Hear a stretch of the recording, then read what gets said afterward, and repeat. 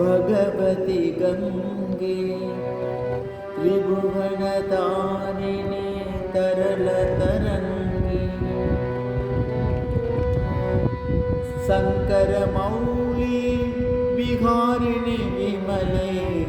मम मदिरास्ता तव पदकमले भागीरथि सुखदायिनि मात तव जलमहिमा निगमे ख्यात नागं जाने तव महिमानं पाहि कृपामयि मामज्ञानम् हरिपदपाद्यतरङ्गिनि गङ्गे हिमविदुमुक्ता तवलतरङ्गे दूरीकुरु मम दुष्कृतिभारं गुरुकृपया भव सागरपारम् तव जलममलं येन निवीतं परमपदं खलु तेन गृहीतं मादर्गङ्गे त्वयि यो भक्त किल तं द्रष्टुं नयमसक्त पतितोतारिणि जाह्नवी गङ्गे खण्डितगिरिवरमण्डितभङ्गे भीष्मजननिः मुनिवरकन्ये पतितनिवारिणि त्रिभुवनधन्ये कल्पलदामिव फलदां लोके प्रणमदीयस्त्वां न पतति शोके वारावारविहारिणि गङ्गे विमुखयुवति कृततरलाभाङ्गे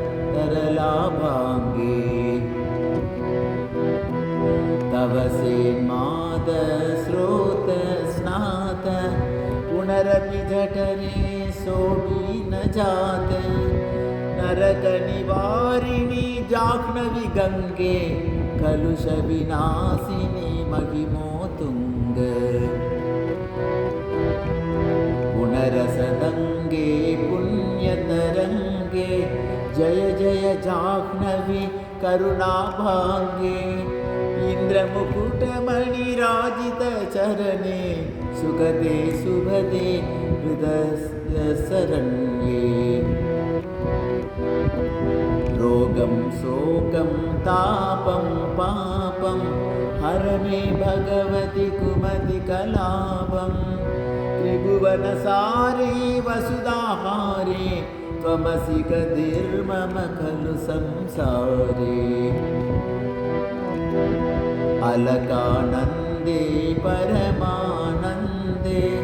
गुरु करुणामयि कादरवन्ते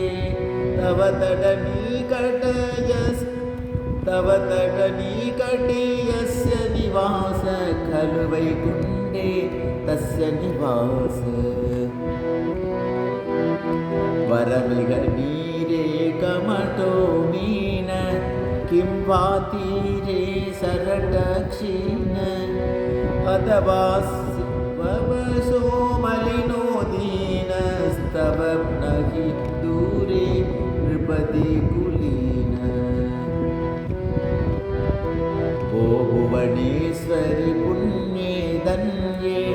देवी द्रवमयि मुनिवरकन्ये गङ्गास्तवमिममलं नित्यं पठति नरो यस जयति सत्यम् येषां हृदये गङ्गाभक्ति तेषां भवति सदा सुखमुक्ति मधुराकान्ता पञ्चटिकाभि परमानन्दकलितलयितताभि गङ्गास्तोत्रमिदं भवसारं वाचिततपलतलं तं विमलं सारं गङ्गास्तोत्रमिदं भवसारं वाचितबलदं विमलं सारं शङ्कर सेवक शङ्कर रचितं पठति सुखी तव इति समाप्तम्।